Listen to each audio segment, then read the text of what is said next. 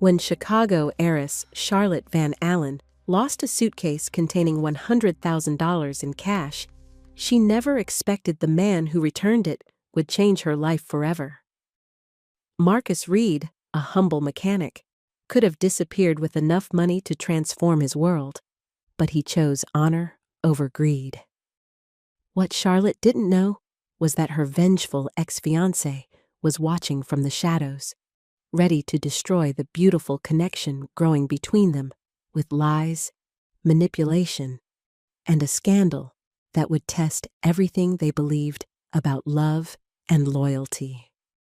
As gossip magazines painted Marcus as a gold digger and Charlotte's own mother tried to pay him to disappear, their forbidden romance became a battlefield where truth would either set them free or tear them apart forever. But when the most shocking betrayal of all is revealed, Charlotte will have to choose between the life everyone expects her to live and the love that could cost her everything. If you're watching this incredible story unfold, hit subscribe and tell me where you're watching from. Because this tale of courage, redemption, and love, conquering all, will leave you believing in second chances. The afternoon sun cast long shadows across the glass towers of River North as Charlotte Van Allen stepped out of the rideshare car. She smoothed her navy dress and reached for her small black suitcase from the back seat. Her fingers closed on empty air. "Wait!" she called to the driver, but he was already pulling away from the curb. Charlotte stood frozen on the sidewalk. People walked past her, their shoes clicking on concrete. Her heart started beating faster. The suitcase. Where was her suitcase? She pulled out her phone with shaking hands and called the rideshare company. After 20 minutes of hold music and transfers, a customer service agent finally picked up. "I'm sorry, ma'am. Our driver says there was no suitcase in his vehicle. Are you sure you had it with you?" "Yes, I'm sure." Charlotte's voice came out sharper than she meant. "I stopped for gas on Clark Street, then went straight to your car." "Well, you can file a claim online. Have a nice day." The line went dead. Charlotte stared at her phone screen. Inside that suitcase was $100,000 in cash. Not business money, personal money. Money she'd saved for 2 years to buy her father's violin. The violin he'd dreamed of owning, but never could afford. Charlotte walked through the glass doors of her building, past the marble fountain in the lobby. Mrs. Patel, the concierge, looked up from her desk with a warm smile. "Good afternoon, Miss Charlotte. How was your day?" "Mrs. Patel, did anyone turn in a black suitcase today? Small one?" The older woman's dark eyes filled with concern. "No, dear, nothing today. Did you lose something important?" Charlotte nodded, not trusting her voice. Mrs. Patel came around her desk and placed a gentle hand on Charlotte's arm. "Let me check the lost and found again. Sometimes things get mixed up." They searched through boxes of umbrellas, scarves, and forgotten coffee cups. Nothing. Charlotte felt tears building behind her eyes. "Thank you for looking," she whispered. Upstairs in her apartment, Charlotte sat at her kitchen counter. She pulled out the old sepia photograph of her father and the letter he'd written 20 years ago. His neat handwriting filled the page.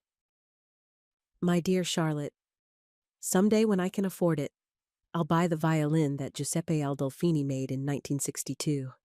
I saw it in a shop window today. The wood seemed to glow like honey. Maybe we could play duets together." He died in a car accident 2 months after writing that letter. Charlotte was 8 years old. She touched the photo with her fingertip. "I'm sorry, Daddy," she whispered to the empty apartment. "I lost the money." The elevator chimed softly in the hallway below. The next morning, Charlotte was making coffee when her phone rang. "Miss Charlotte?" Mrs. Patel's voice was excited. "There's a gentleman here. He says he found a suitcase with your name on it." Charlotte's mug slipped from her hands and shattered on the kitchen floor. "I'll be right down." She ran to the elevator in her pajamas and slippers, her heart pounding so hard she could hear it in her ears. When the doors opened in the lobby, she saw a tall black man standing next to Mrs. Patel's desk. He wore dark jeans and a polo shirt with grease stains on the sleeves. A set of keys hung from his belt. Her small black suitcase sat on the marble table between them. "Ma'am," the man said, his voice deep and calm. "I think this belongs to you." Charlotte stared at the suitcase, then at him. He had kind eyes and strong hands. A mobile mechanic's van was parked outside the glass doors. "How did you—" she started to say. "Found it at the gas station on Clark Street. The attendant said a woman in a navy dress forgot it by the air pump. Your business card was in the side pocket." Charlotte looked down at herself. Navy dress from yesterday? She must have set the suitcase down when she checked her tire pressure and forgotten it. "I need you to open it," the man said quietly. "Check that everything's there, for both our peace of mind." With shaking fingers, Charlotte unzipped the case. Neat stacks of hundreds sat inside, along with her father's letter and photograph. She counted quickly. All of it, every dollar. She looked up at the man. Relief and disbelief crashed over her like waves. "How can I thank you?" she asked. "You just did," he said simply. Charlotte pulled an envelope from her purse. "Please, let me give you something. A reward." The man shook his head. "It wasn't mine to keep." "But you could have just—" Charlotte stopped herself. She was about to say he could have taken it and run. That would have been insulting. He noticed the sepia photograph in the suitcase. "Old family picture?" "My father. He wanted to buy a violin." Charlotte found herself explaining about the music shop, the 1962 Aldolfini, her father's dreams. The man listened without interrupting. "My dad always said something similar," he said when she finished. "If you can return something that isn't yours, do it clean. No strings attached." Charlotte felt something warm spread through her chest. "What's your name?" "Marcus Reed." "I'm Charlotte, Charlotte Van Allen." "Nice to meet you, Charlotte." She insisted on walking him to his van. Outside, Marcus noticed her car parked at the curb. The trunk wasn't closing properly. "Latch is loose," he said. He pulled a small tool from his belt and tightened the mechanism in 30 seconds. "Should hold better now." His movements were quick and sure, gentle. Charlotte watched his hands work and felt an unfamiliar flutter in her stomach. "Thank you," she said, "for everything." Marcus nodded and climbed into his van. As he drove away, Charlotte heard a camera clicking from across the street. She turned, but saw only traffic and pedestrians hurrying past. A block away, a freelance photographer named Derek checked the preview screen on his camera. Perfect shot. The black man walking away from the fancy building, carrying what looked like an empty suitcase. The white woman watching from the curb, clearly emotional. Derek uploaded the photo to his laptop and typed a caption. "Mystery man leaves high-end building after apparent exchange with heiress Charlotte Van Allen. What was in the case?" He hit send and smiled. This kind of gossip paid well. That evening, Charlotte sat in her apartment reading her father's emails about the violin maker. She'd found them saved on his old computer years ago. Giuseppe Aldolfini had been famous for his warm, rich sound. Only 12 of his violins still existed.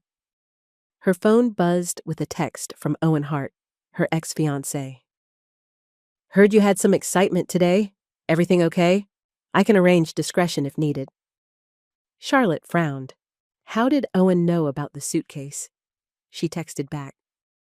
"Everything's fine. No need for anything. His reply came instantly. Just looking out for you. Call if you need damage control.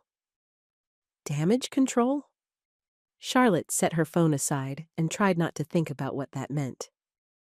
Across town, Marcus Reed was cleaning his tools in his garage workspace.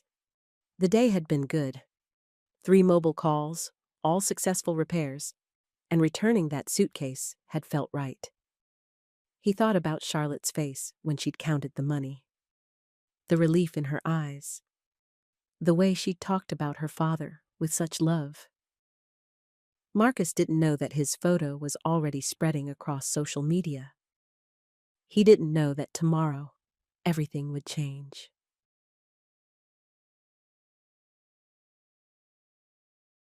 The next morning, Charlotte met Marcus at the small cafe in her building's lobby. Mrs. Patel had smiled knowingly when Charlotte asked if the cafe served good coffee. Best in the neighborhood, Mrs. Patel had said, handing Charlotte 2 mugs. Take your time. Charlotte and Marcus sat by the window, morning light streaming across their table.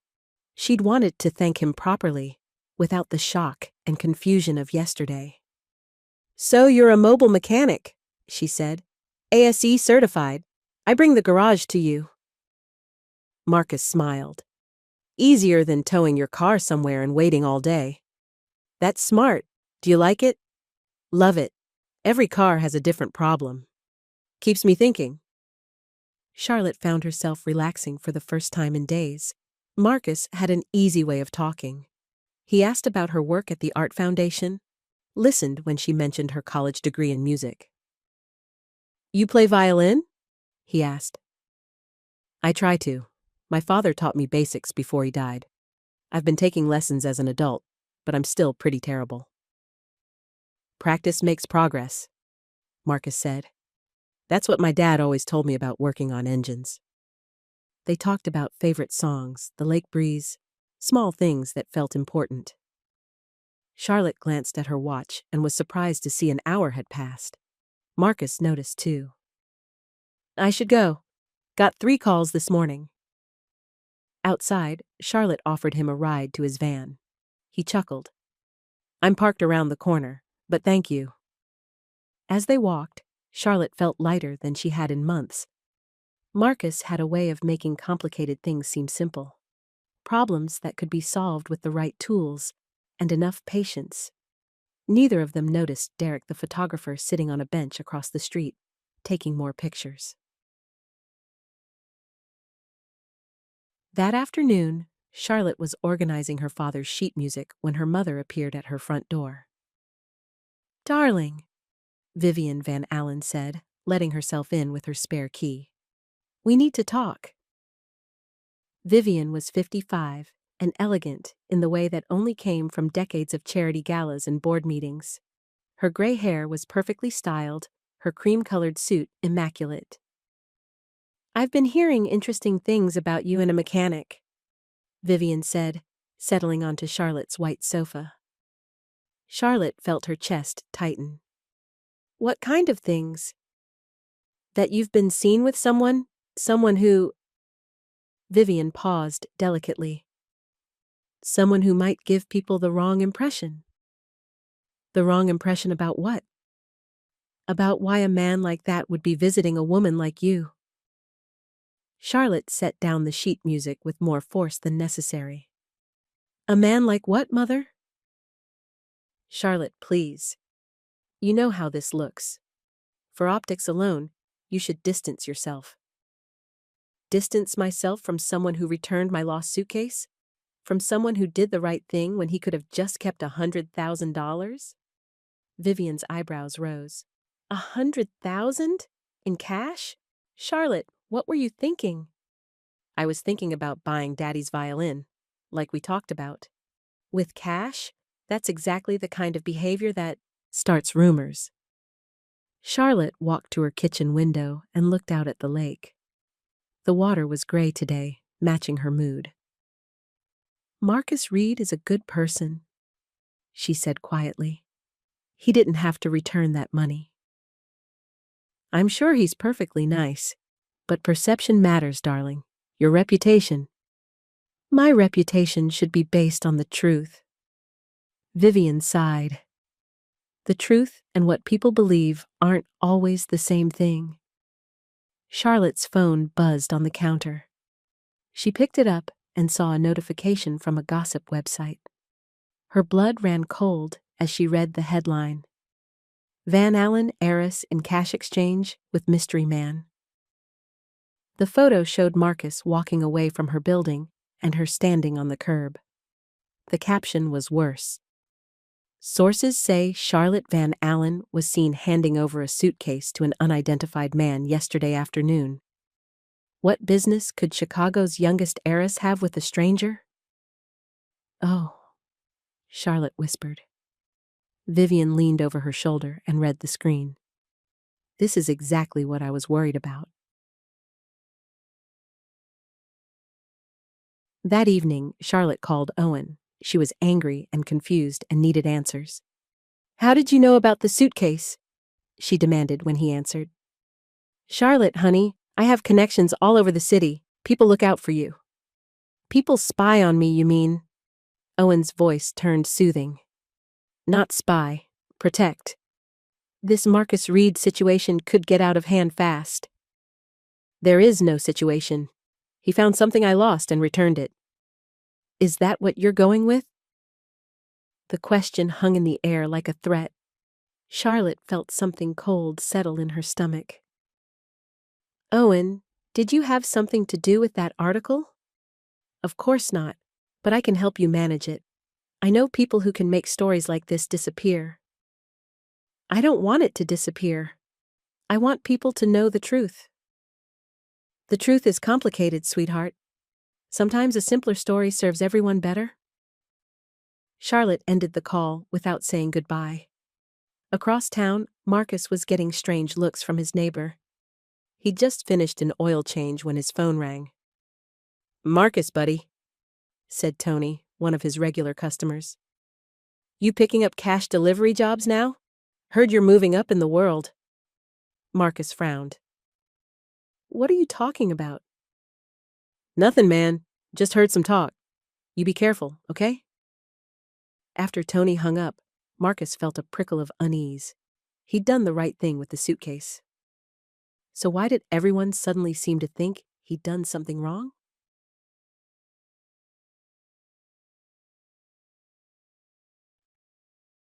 The next day, Charlotte met Marcus at the diner where they'd agreed to have coffee. She carried a simple thank you card in her purse. No money, no grand gestures, just words of gratitude. Marcus looked tired when he sat down across from her. The server brought them pie and coffee without being asked. You okay? Charlotte asked.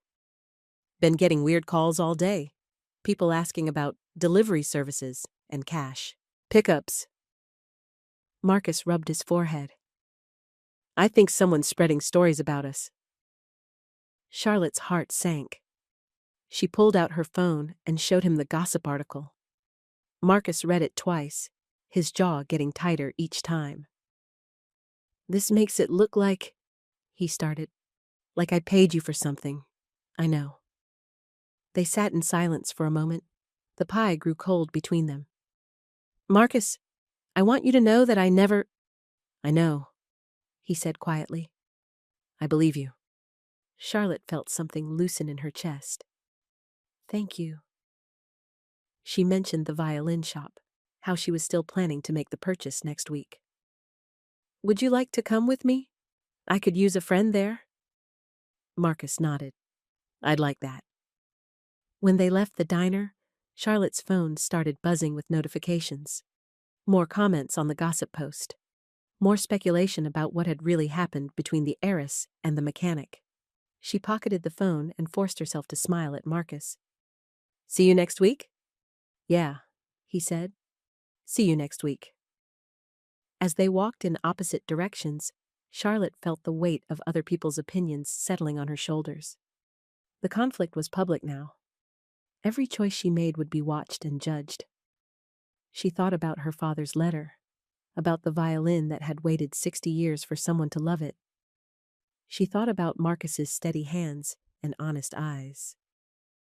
Some things, Charlotte decided, were worth defending in daylight, even if that meant standing against the whispers and the cameras and the people who thought they knew better than her own heart.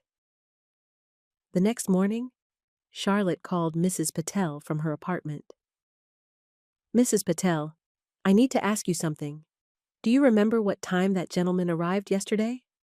The one with my suitcase?" "Of course, dear. I wrote it down in the logbook. 2:47 in the afternoon. He left at 3:15. Charlotte felt relief wash over her. "Would you mind if I brought him back to ask you about it? We're trying to clear up some confusion." "Anytime, Miss Charlotte. The truth should always come first." Charlotte texted Marcus. "Want to retrace our steps? Figure out exactly what happened?" His reply came quickly. "Yes, when? This morning? I'll pick you up in an hour." An hour later, Charlotte stood outside her building waiting for Marcus's van. When he pulled up, she climbed into the passenger seat and immediately felt calmer. The van smelled like motor oil and coffee. Tools were organized neatly in the back. "Thank you for doing this," she said. Marcus pulled into traffic. "People are making up stories about us. I'd rather stick to facts." Their first stop was the gas station on Clark Street. The attendant, a young man with tired eyes, remembered Charlotte's car. "Yeah, the silver sedan. You had a bunch of stuff in your back seat, papers and books and a coffee cup." "Do you remember seeing a suitcase?" Charlotte asked. "Small black one?" "Yeah, you said it. Down by the air pump when you checked your tire pressure. Then you got distracted by your phone and walked away without it." Charlotte's cheeks burned with embarrassment. "I can't believe I did that." The attendant pulled out a clipboard. "Actually, I called for a tow truck that day too. Engine trouble with the air compressor. The mechanic who came out might have seen something." He showed them the work order. Marcus looked at the truck number and smiled grimly. "That's Tony's company. I was the one who fixed your compressor." "You were here?" Charlotte stared at him. "Yeah. I found your suitcase sitting by the pump around 4 o'clock. Figured someone would come back for it, so I brought it inside. When nobody claimed it by closing time, I took it with me." The pieces were falling together. Charlotte felt a weight lifting from her chest. "The attendant here said a valet from the Palmer house was asking questions later," the young man added, "asking if anyone had seen a woman with a suitcase." Charlotte and Marcus exchanged glances. "Let's go talk to that valet," Marcus said. The Palmer House Hotel sat on State Street like a grand old lady in pearls. The valet stand buzzed with activity as doormen helped guests with luggage. Charlotte approached a young Hispanic man in a red uniform jacket. His name tag read Benji. "Excuse me, were you working here 2 days ago, around 5 in the evening?" Benji's face went pale when he saw Marcus. "Oh, yeah, I remember you. And your car." He looked at Charlotte nervously. "I'm Charlotte Van Allen. I think you might have been asking about my suitcase." Benji glanced around to make sure his supervisor wasn't listening. "Can we talk somewhere private?" They walked to a quiet corner of the hotel lobby. Benji twisted his hands together. "I messed up," he said quietly. "This guy came by asking questions, said he was a freelance photographer, wanted to know if I'd seen anything interesting. Rich people, famous people, that kind of thing." Charlotte's stomach dropped. "What did you tell him?" "I mentioned seeing a mechanic's van at the gas station, and I told him about a woman who looked upset, asking about a lost suitcase. I thought it was just small talk." Benji's voice cracked. "I didn't know he was going to twist it into something dirty." Marcus placed a gentle hand on the young man's shoulder. "What's done is done. But if anyone asks again, Just tell them the truth, okay? Benji nodded eagerly. I can write it all down, exactly what I saw and when. Would that help? That would help a lot, Charlotte said. Thank you for being honest. As they walked back to Marcus's van, Charlotte felt lighter than she had in days. The truth was simple and clear. She wasn't paying Marcus for anything shady. He'd found her lost property and returned it because that was the kind of man he was. I feel like I can breathe again, she told Marcus as they drove back toward her building. Me too, though I'm still not happy about people making assumptions. People will always make assumptions. We just have to decide if we care more about the truth or about what strangers think. Marcus glanced at her as they stopped at a red light. Which do you care about more? Charlotte met his eyes. The truth. Always the truth. Something passed between them in that moment, something warm and electric. Charlotte felt her cheeks flush and looked away. That afternoon, Charlotte was reading when her mother appeared at her door again. This time, Vivian carried a manila envelope.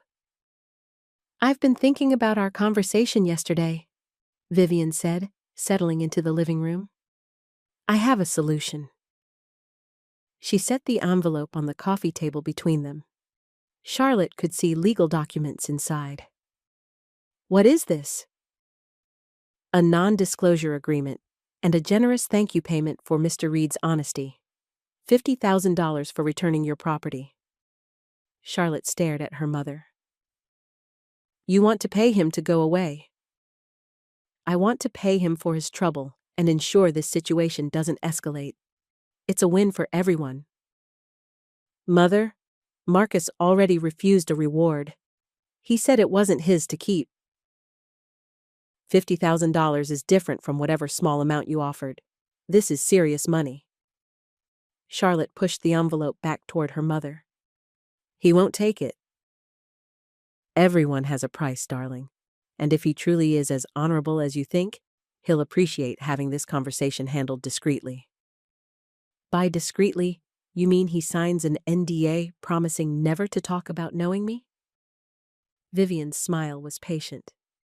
Exactly. Clean and simple. Charlotte looked at the envelope like it might bite her. What if I don't want this handled discreetly? What if I want to be friends with Marcus Reed in broad daylight? Then you're being naive about how the world works. The envelope sat on the table between them like a wall. Charlotte didn't pick it up. That evening, Charlotte met Marcus at the little diner again. The same server brought them coffee and pie without being asked. Charlotte had come to think of this booth as their safe place. She told Marcus about the NDA, about her mother's $50,000 solution. Marcus went very still as she talked. She thinks you'll take the money and disappear, Charlotte finished. Marcus was quiet for a long moment. When he spoke, his voice was soft but firm. Good people don't need hush money. I know that. I told her you wouldn't take it. But she doesn't believe you. Charlotte saw hurt in his eyes and felt her chest tighten. Marcus, I don't care what she believes. I know who you are. The server brought their check. Charlotte reached for it, but Marcus had already placed cash on the table. I've got it, he said. You don't have to. I can pay for my own coffee. I'm not your charity case. The words came out harder than Marcus intended. Charlotte flushed red and pulled her hand back. They sat in awkward silence for a moment. Marcus ran his hand over his face. I'm sorry. That came out wrong. I know, Charlotte said quietly. I wasn't trying to. I just wanted to. I know. I'm just tired of people thinking I'm after something. They walked outside into the cool evening air. Both of them felt bruised and uncertain. I'm sorry my mother insulted you, Charlotte said. She's protecting you. I get that. She's protecting her idea of me. There's a difference. Marcus looked at Charlotte in the streetlight. Her hair was catching the breeze from the lake. Her eyes were serious and sad. Maybe we should take a break from this, he said gently, until the gossip dies down. Charlotte felt panic flutter in her chest. Is that what you want? I want what's best for you. What's best for me is deciding that for myself. They parted with fragile smiles, both of them wondering if they'd see each other again.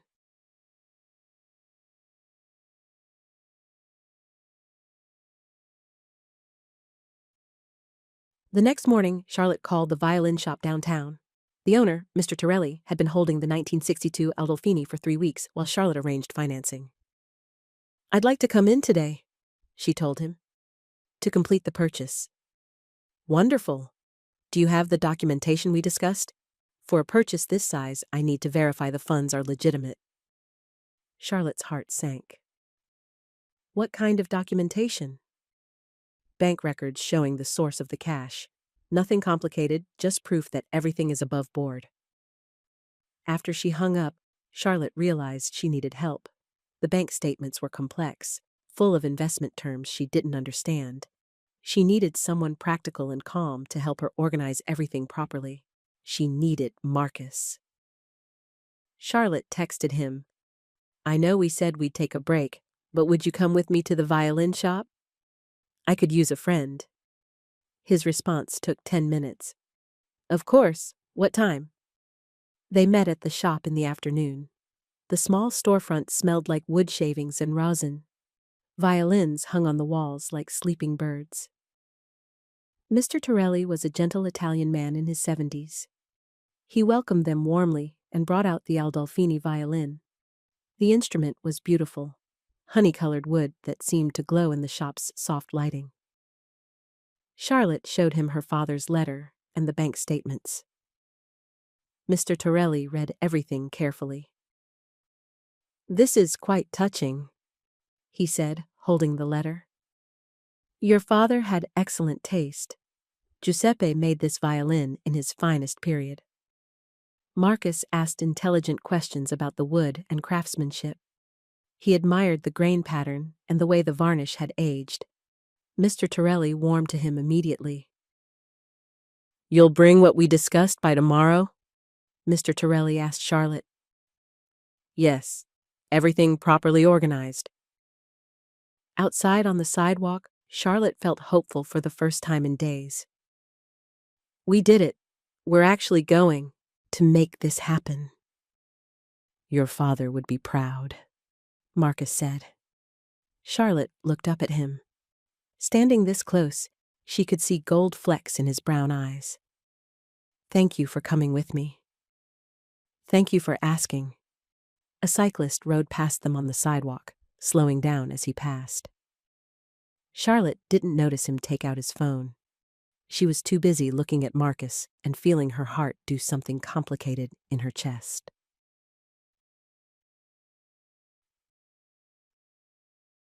That afternoon, Charlotte was organizing her father's bank statements when her phone buzzed with alerts. Multiple notifications from social media. She opened the first one, and her blood went cold. Cash handoffs continue. Van Allen heiress seen with mystery man again. The photo showed her and Marcus standing close together outside the violin shop. The caption was even worse than before.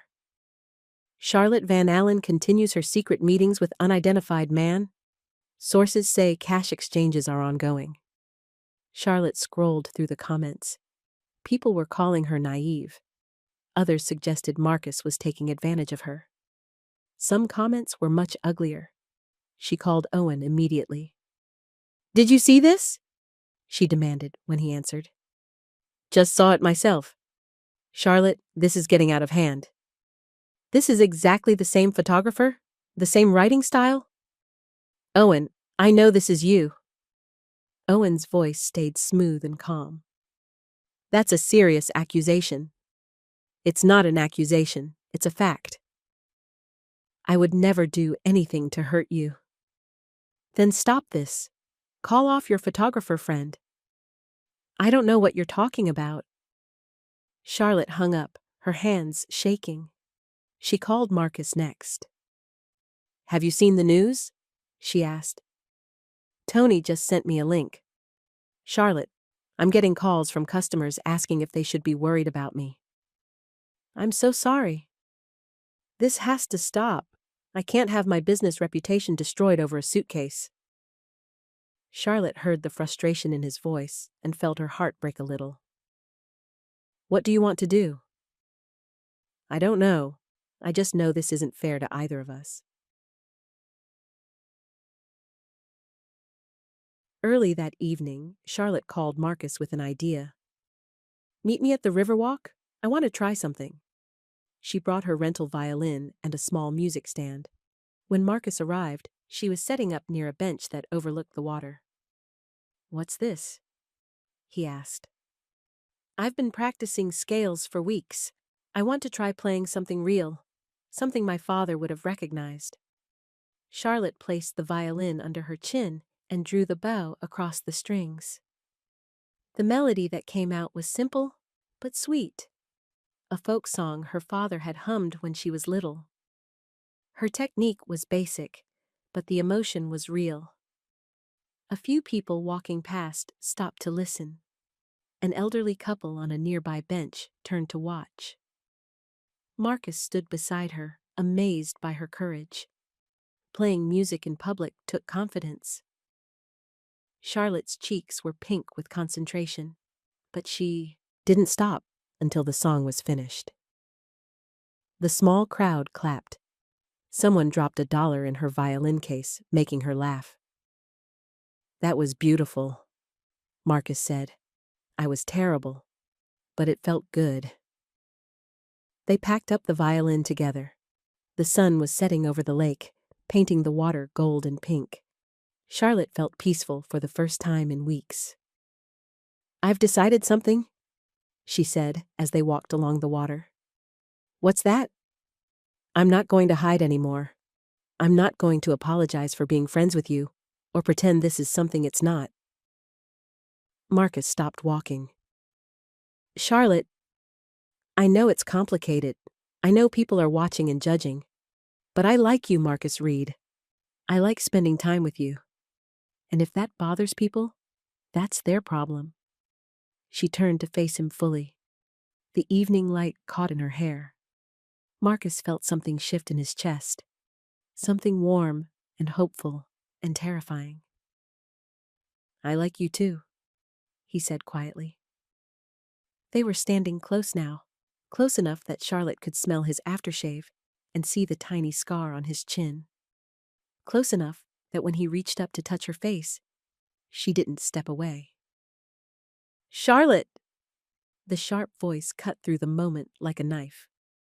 Vivian Van Allen stood 20 feet away, her face tight with disapproval. Mother, Charlotte said, her voice steady despite her racing heart. Vivian approached them slowly, her heels clicking on the walkway. Mr. Reed? Mrs. Van Allen, Marcus said politely. Charlotte, I've been trying to reach you. We need to discuss the violin purchase. We can discuss it later. Vivian's eyes moved between Charlotte and Marcus. I think we should discuss it now, privately. Charlotte felt Marcus start to step away, and she caught his hand without thinking. Anything you want to say to me, you can say in front of Marcus. Vivian's expression hardened. Is this the man you'll defend in daylight? Charlotte looked at Marcus, then back at her mother. Her voice was clear and firm when she answered. Yes, he is. Orchestrated narrative climax and positioned story for final act. I've just reached the climactic moment of Act 2. The peak happiness moment by the river followed immediately by Vivian's confrontation and ultimatum. This is the perfect place to end Part 2, as it sets up the fall that will drive Act 3. The part covers Charlotte and Marcus retracing their steps and finding the truth.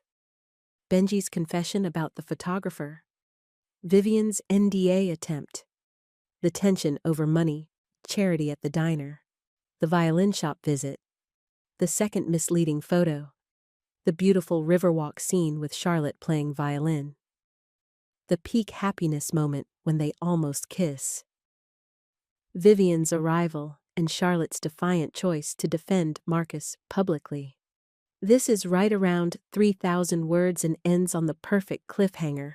Charlotte has chosen Marcus over her mother's approval, setting up the conflict that will drive the final act. The words hung in the air between them. Charlotte had just drawn a line in the sand, choosing Marcus over her mother's approval. Vivian's face went pale with shock. Charlotte, you don't understand what you're risking. I understand perfectly. I'm risking disappointing you, but I'm not risking my integrity. Marcus squeezed Charlotte's hand gently, then let go.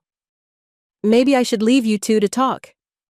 No, Charlotte said firmly. We're done talking about this. But as they walked away from Vivian, Charlotte felt the weight of what she'd just done. She'd chosen love over family approval. She'd chosen truth over reputation. Now, she had to live with the consequences. The moment Vivian Van Allen walked away from the Riverwalk, Charlotte felt the world shift around her. She'd just chosen Marcus over her mother's approval. The weight of that decision pressed down on her chest like a stone. Marcus walked beside her in silence. When they reached the street, he stopped. Charlotte, maybe your mother's right. She turned to face him, panic fluttering in her throat. What do you mean? Maybe this is too complicated. Maybe I should step back before I cause more problems for your family. You're not causing problems. Other people are causing problems. Marcus ran his hand over his face. He looked tired and frustrated. Your mother just offered me $50,000 to disappear. Random people are taking pictures of us. Customers are asking if I'm some kind of criminal. So we fight back. We tell the truth. What if the truth isn't enough? What if people believe what they want to believe no matter what we say? Charlotte felt tears building behind her eyes. Are you giving up on us? I'm trying to protect you. I don't need protecting. I need you to trust me to make my own choices. They stood on the sidewalk as evening traffic rushed past them. Charlotte wanted to touch Marcus's hand, but something in his posture warned her away. I should go, he said quietly. Let you think about things without me complicating them. Marcus, please. I'll call you tomorrow. He walked away toward his van, leaving Charlotte standing alone under the streetlights. She watched until his taillights disappeared around the corner.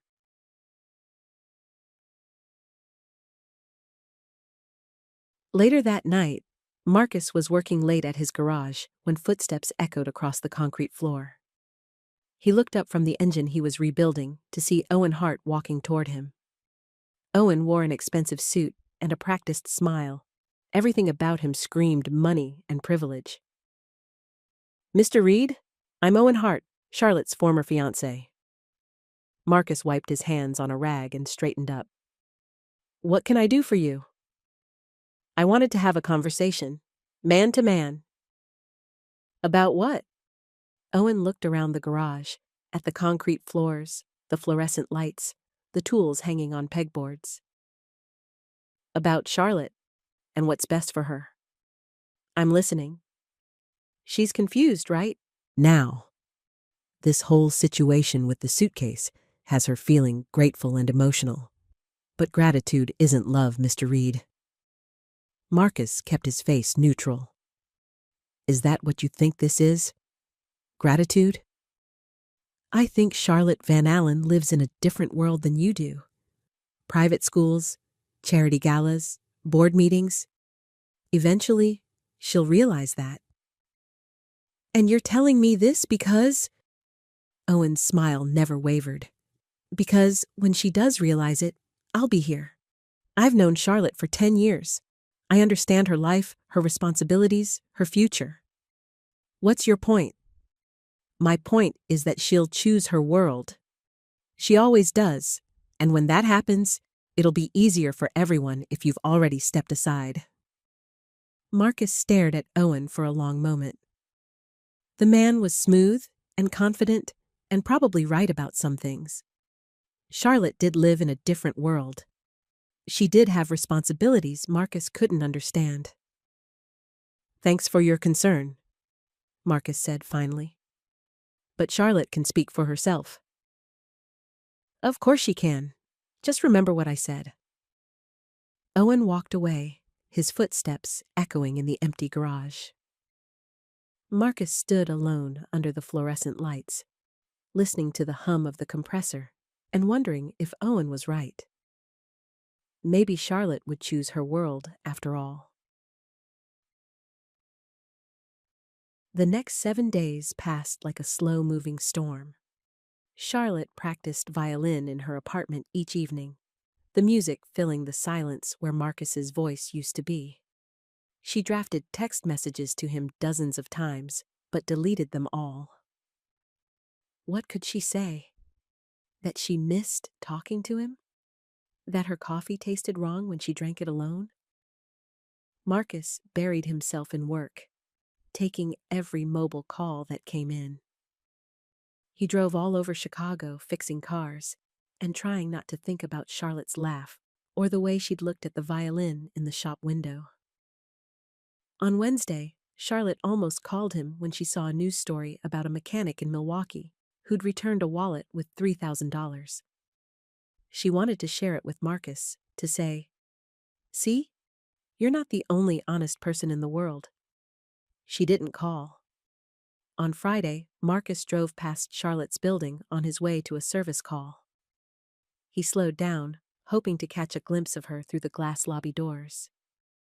He only saw Mrs. Patel at her desk, reading a newspaper. He kept driving. Both of them were miserable. Both of them were too proud and too scared to be the first one to reach out.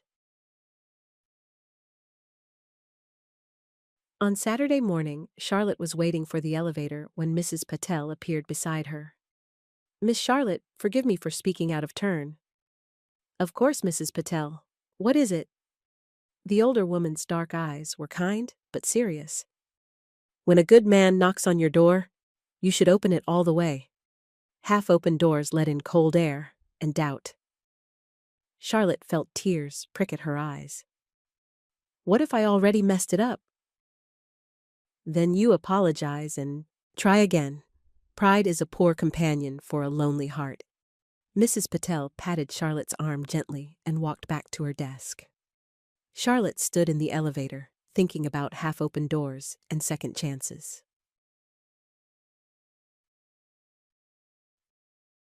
Sunday morning, Charlotte drove to the garage where Marcus worked.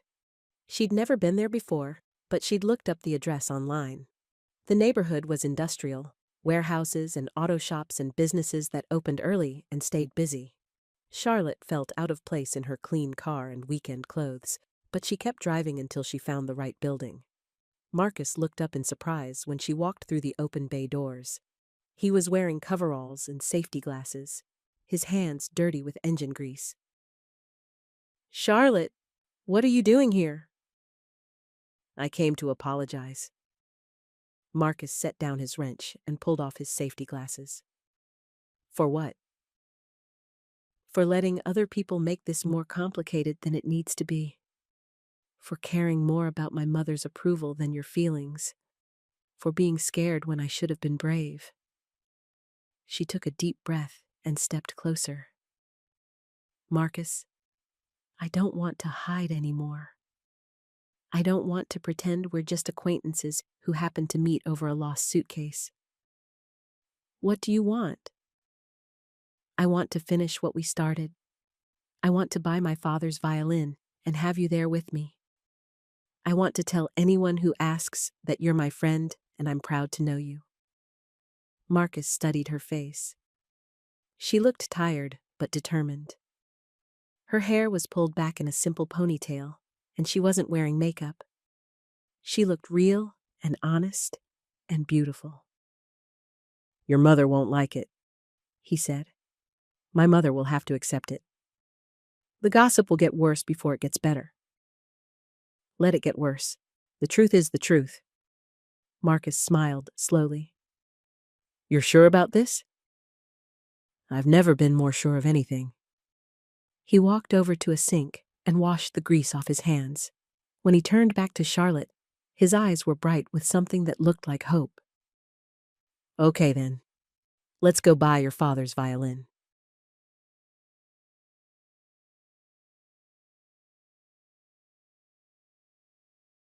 That afternoon, they met with Benji at a coffee shop near the Palmer house.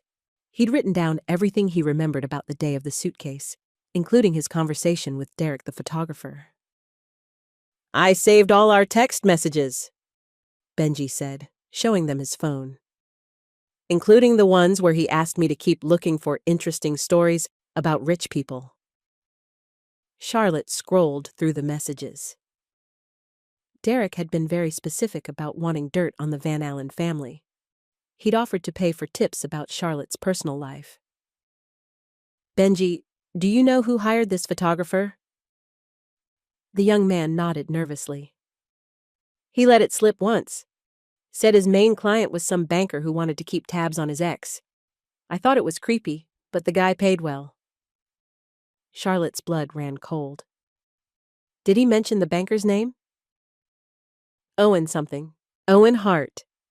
Charlotte and Marcus looked at each other. Now they had proof. Would you be willing to screenshot all these messages?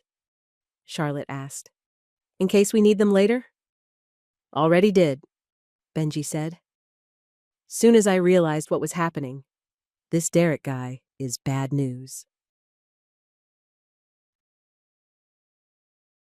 That evening, Charlotte sat in her apartment with printouts of Benji's text messages spread across her coffee table. The evidence was clear. Owen had hired Derek to follow her and create drama around her relationship with Marcus. She called her mother. I need to show you something, Charlotte said when Vivian answered. Can you come over? Of course, darling. Is everything all right? 20 minutes later, Vivian sat in Charlotte's living room reading through the screenshots. Her face grew paler with each page. Owen did this? She asked finally. Owen did this. He hired that photographer to make Marcus look bad and to make me look naive. Vivian set the papers down carefully. Charlotte, I owe you an apology, and I owe Mr. Reed an apology. You were trying to protect me. I understand that. I was trying to control you. There's a difference. Vivian's voice was quiet. Your father always said I worried too much about what other people thought. Charlotte felt something ease in her chest. Daddy did say that. He also said I should trust your judgment more. You were 8 years old then, and he was talking about letting you choose your own clothes. But maybe the principle still applies. Vivian stood up and smoothed her skirt. I'll stop trying to manage your personal life. And Charlotte? Yes? If Mr. Reed makes you happy, then I'll learn to be happy for you. The next morning, Charlotte called Owen. When he answered, she didn't waste time on pleasantries. I know you hired Derek to follow me. Silence on the other end of the line. Owen, I have screenshots of all his text messages, including the ones where you told him to dig up dirt on Marcus Reed. Charlotte, I can explain. No, you can't explain. You can apologize, and you can call Derek off, and you can never contact me again. That's it. I was trying to protect you from making a mistake. The only mistake I made was trusting you. Charlotte hung up and immediately blocked Owen's number. Her hands were shaking, but she felt lighter than she had in weeks. The truth was finally out in the open.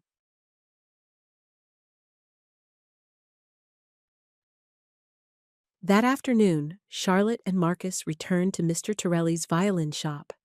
Charlotte brought her organized bank statements and a letter from her financial advisor confirming that the cash purchase was legitimate. Mr. Torelli smiled when they walked in. Ah, the happy couple returns? We're not a couple, Charlotte said quickly, then caught herself. I mean, we're friends. Good friends. Marcus looked at her sideways, amused. Very good friends. Mr. Torelli chuckled. Forgive me. In my generation, when a young man helps a young lady buy her father's violin, we assume romance. Charlotte felt her cheeks burn, but she didn't correct him again. The paperwork took an hour. Mr. Torelli explained the violin's history, its previous owners, the proper way to care for the aged wood and varnish. He placed the instrument in Charlotte's hands like he was passing along a sacred trust. Your father would be proud, he said. Giuseppe made this violin to be played and loved. It's been waiting 60 years for the right person to claim it. Outside on the sidewalk, Charlotte carried the violin case while Marcus carried the empty suitcase, the same one that had started everything. I can't believe we actually did it, Charlotte said. You did it. You made your father's dream come true. We did it. I couldn't have handled any of this alone. They stood in the afternoon sunlight, both of them grinning. Charlotte felt like she could take on the world. The gossip, the rumors, her mother's disapproval. None of it mattered now. She had her father's violin, and she had Marcus beside her. What now? Marcus asked. Now we stop hiding. Now we live our lives in daylight and let people think whatever they want to think. You sure you're ready for that? Charlotte looked at Marcus, really looked at him. His honest eyes, his gentle hands, the way he'd stood by her through all the confusion and drama. She thought about her father's letter, about taking risks for things that mattered. I'm sure, she said. Are you? Marcus smiled. I've been sure since the day I returned your suitcase. They walked down the street together, two people who'd found something real in the middle of other people's noise. Charlotte carried her father's violin, and Marcus carried the empty case that had brought them together. The afternoon sun cast their shadows long behind them as they headed toward whatever came next. 3 days after buying the violin, Charlotte sat in her apartment practicing scales when her phone rang. It was a journalist from the Chicago Tribune. Miss Van Allen? I'm calling about a story we're working on. It involves a photographer named Derek Morrison and some questionable business practices. Charlotte's heart started beating faster. What kind of story? We've received information that Mr. Morrison has been stalking several prominent Chicago women on behalf of paying clients, creating false narratives about their personal relationships. Your name came up. Charlotte gripped the phone tighter. What do you need from me? Just confirmation that you've been harassed. We have documentation from other sources. 20 minutes later, Charlotte hung up feeling like a weight had been lifted from her chest. The truth was finally coming out in a real way. Not just gossip sites, but actual journalism. She called Marcus immediately. The Tribune wants to run a story about Derek and Owen, she told him, about how they've been creating fake scandals. Good, Marcus said. Maybe now people will know what really happened. Marcus, I want to ask you something. Would you like to have dinner with my mother and me tomorrow night? Silence on the other end of the line. Are you sure she wants to have dinner with me? Marcus asked carefully. She asked me to invite you. She wants to apologize properly. And she wants to get to know the man who makes her daughter smile. You smile? Charlotte felt warmth spread through her chest. When I'm with you? Yes, a lot. Then I'd be honored to have dinner with you and your mother. The next evening, Vivian Van Allen stood in Charlotte's kitchen wearing a simple blue dress instead of her usual formal suits. She'd brought flowers and a bottle of wine. I'm nervous, she admitted to Charlotte. I haven't apologized to someone like this in, well, ever. Just be yourself, Mom. Your real self, not your public self.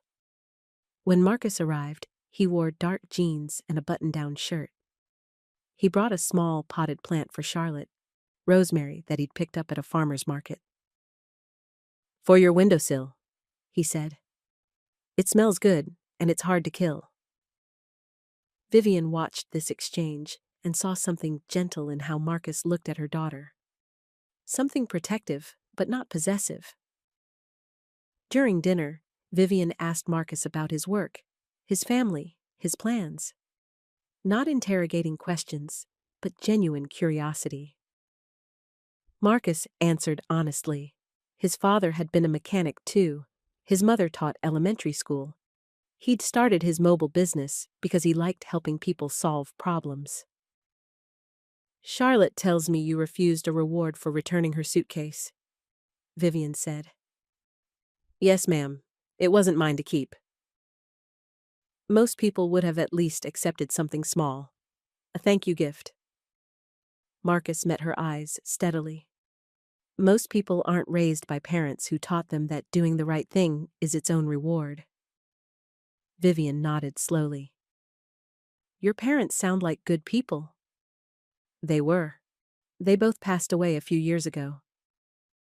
I'm sorry for your loss, and I'm sorry for how I treated you when we first met. Marcus set down his fork. Mrs. Van Allen, you don't need to. Yes, I do. I made assumptions about you based on prejudice and fear. I tried to pay you to disappear from my daughter's life. That was wrong. The room went quiet. Charlotte held her breath. I've learned something these past weeks, Vivian continued. Character isn't about money or social position. Character is about what you do when no one is watching. You returned $100,000 when you could have walked away. You've been patient with gossip and rumors that would have made most people angry. And you've been kind to my daughter when she needed kindness most. Marcus's voice was gentle when he replied. Thank you for saying that. It means a lot. It should mean a lot, because I'm hard to impress, and you've impressed me. Charlotte felt tears prick at her eyes. This was the mother she remembered from childhood. The one who'd existed before charity galas and social pressures took over. After Marcus left that night, Vivian helped Charlotte clean dishes. I like him, Vivian said simply. Just like him? Vivian smiled. I think he might be perfect for you, and that terrifies me as a mother, because now I have to trust that you're old enough to know your own heart. I do know my own heart, Mom. I really do.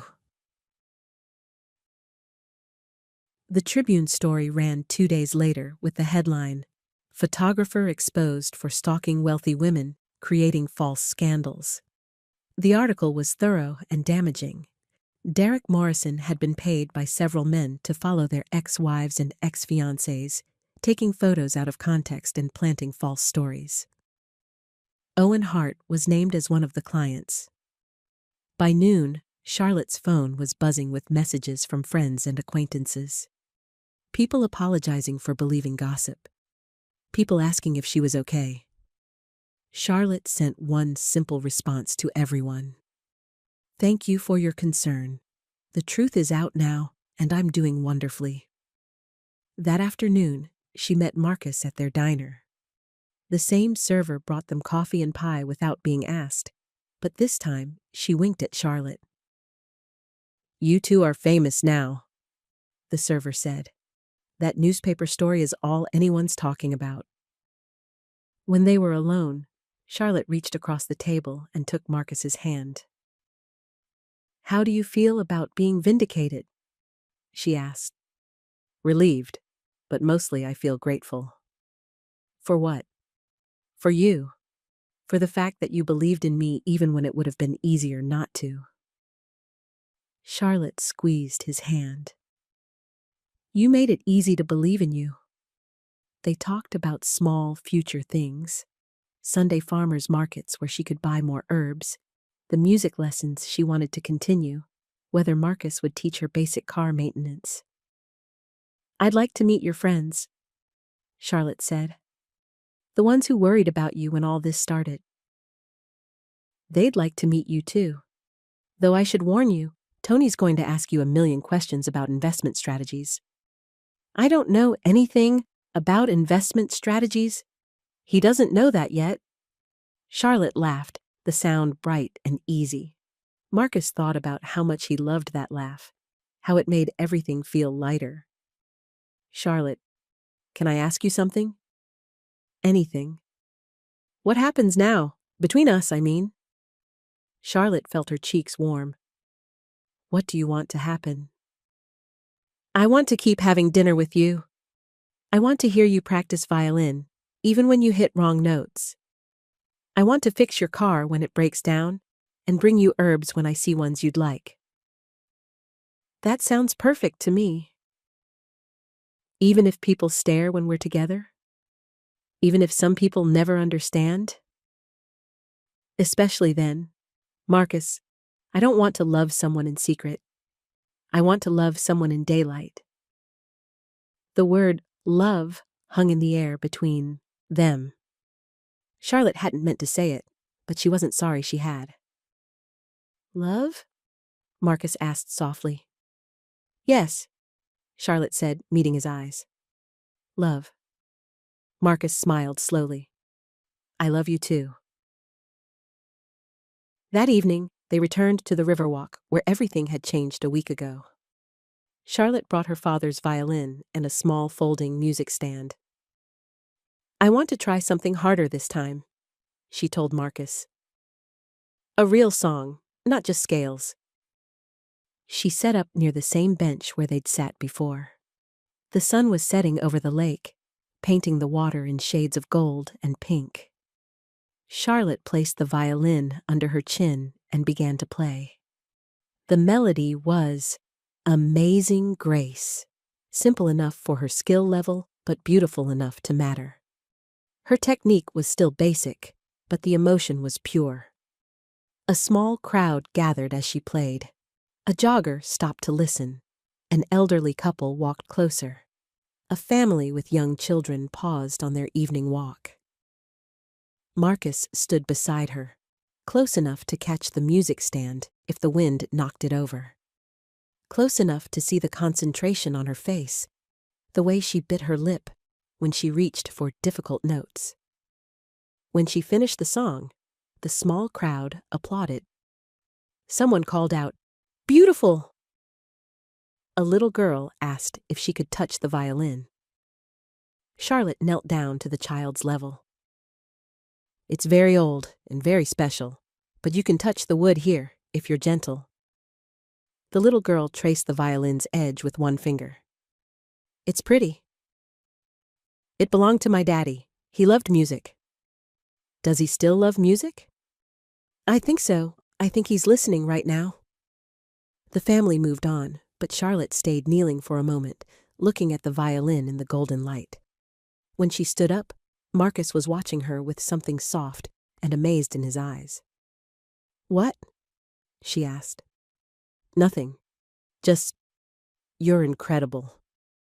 Charlotte felt her cheeks warm. "I hit 3 wrong notes in that song."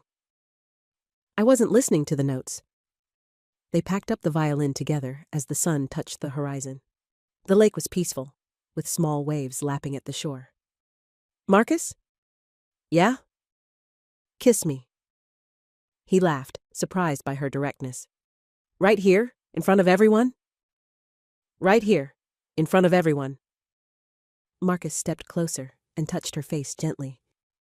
When he kissed her, it was soft and certain. No hesitation, no shame, no hiding. A couple walking past smiled at them. Someone on a nearby bench clapped softly. When they broke apart, Charlotte was grinning. "How was that for daylight?" she asked. "Perfect," Marcus said. "Absolutely perfect." 1 week later, Charlotte was packing for a picnic when she realized the black suitcase had found a new purpose. Instead of cash and legal documents, It now held a thermos of coffee, sandwiches Marcus had made, a blanket, and rosin for her violin. The same case that had once held her father's dreams now carried the tools for making new dreams come true. Marcus arrived to pick her up wearing a t-shirt that said, "Reed Mobile Mechanics, we come to you." Charlotte wore jeans and a blue sweater that made her eyes look bright. "Ready?" he asked. "Ready?" They drove to a park on the lakefront where Marcus had reserved a picnic table. The October air was crisp but warm in the sunshine. Charlotte practiced violin while Marcus tuned her strings by ear, patient and encouraging when she struggled with difficult passages. "My pinky finger won't cooperate," Charlotte complained after attempting the same measure 5 times. "Stubborn pinky fingers run in families," Marcus said. "I bet your dad had the same problem." "How could you possibly know that?" "Because you get the same little wrinkle between your eyebrows when you're concentrating hard. I see it in that old photo of him." Charlotte looked at Marcus and felt her heart do something complicated and wonderful. This man noticed everything, remembered everything, cared about details that mattered to her. "I love you," she said suddenly. "I love you too." "Even with my stubborn pinky finger?" "Especially with your stubborn pinky finger." Charlotte's phone buzzed with a text from Mrs. Patel, a photo of the sunset over the river from her desk in the lobby. The message read, "Beautiful evening for beautiful people." Charlotte showed the photo to Marcus. "I think she's adopted us." "Good. Every couple needs someone to take sunset pictures for them." The word couple made Charlotte's stomach flutter with happiness. They were a couple now, official and public and unashamed. As the afternoon light faded, Charlotte leaned against Marcus's shoulder. The lake stretched out before them, peaceful and endless. "I'll keep choosing this," she said quietly. Marcus kissed the top of her head. "Choose what?" "You. Us. This life we're building together." "Even when it's complicated?" "Especially when it's complicated." Marcus nodded, his arm tightening around her. "Then I'll keep choosing it too." The last light of the day faded warm over the water. Charlotte's father's violin rested safely in its case, finally owned by someone who would love it and play it and pass its music into the world. The black suitcase sat beside them, no longer carrying cash or secrets or other people's expectations. Now it carried the simple tools of a life being lived honestly: good food, warm blankets, and the space to make music together. Charlotte closed her eyes and listened to the gentle sound of waves against the shore. This was what her father had dreamed of, not just owning the violin, but having someone to share the music with. She'd found both his dream and her own, carried in the hands of a good man who'd returned what was lost and stayed to help her build something new. Love that could stand in daylight. Music that could be played without apology. A future that could be chosen again and again, day after day, with courage and joy, and the simple truth that some things were worth defending no matter who was watching. Marcus felt Charlotte relax against his shoulder and smiled into the gathering dusk. Tomorrow, there would be work calls and violin lessons and family dinners with Vivian, who was slowly learning to love the man who made her daughter happy. But tonight, there was just this: the lake, the music, and the woman who'd changed his life by trusting him with her father's dreams. The suitcase that had brought them together sat between them now, filled with the tools for building a life worth living. And Charlotte's violin sang softly in the evening breeze, finally home where it belonged.